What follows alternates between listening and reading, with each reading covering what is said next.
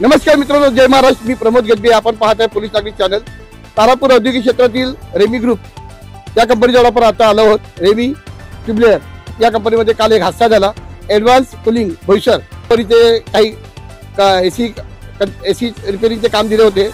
एसीचा gas भरत असताना gas फुल झाल्याने त्याचा स्फोट झाला आणि त्याच्यात दोन कामगार भाजले. आतिक खान आणि वासिम सलमानी हे दोन कामगार गंभीर भाजले. 40 ते 45% ते भाजले आहेत.